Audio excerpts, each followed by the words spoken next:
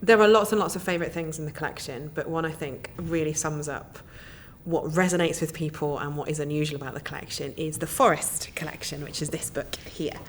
I say this book, it is 76 volumes, I think. There's at least one for each Shakespeare play, and then kind of other miscellaneous. And these were all compiled by the Forest family, who lived in Manchester through the 1800s. They span about 70 years. And what they are scrapbooks.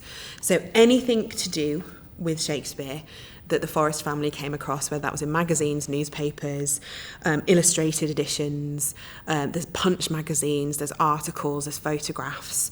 They compiled into themed scrapbooks. So there's one for each play. The first one is always the play text with some annotations, and then the rest are visual material. And what I love about them is that it's clear it was a family affair. There are hand-coloured in illustrations, often signed by the child who'd done them. There are kind of artworks, fully original artworks. So this has been signed Arthur A. Forest, which we think is Arthur Forest, 1835. It's a hand-coloured illustration of an actor playing Othello. There are little handwritten jokes. So in this book somewhere is a picture of Desdemona asleep on her bed that's been coloured in very carefully, and then underneath in handwriting it says, "Not quite as beautiful as my wife, H. Forest." And so it was really kind of a labour of love and kind of a shared endeavour.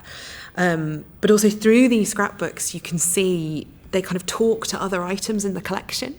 So we have a playbill for Othello from 1845 from the Theatre Royal, advertising the African Roscius, who was the nickname given to Ira Aldridge, who, as far as we know, is the first person of colour to play Othello on a UK stage, and he was a phenomenally successful actor.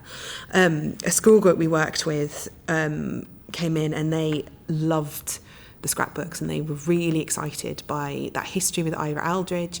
And one of them actually went off and did their own research. They looked in Birmingham archives, they wrote to Manchester archives, and there is nothing about them other than that they lived in Manchester. And so there's no kind of records of who they were or anything like that, but they live on through these scrapbooks. They have left this kind of phenomenal legacy through what they were collected, what they were interested in. And for me, the Shakespeare collection is about how real people interacted with Shakespeare and were inspired by him, and these sum that up spectacularly.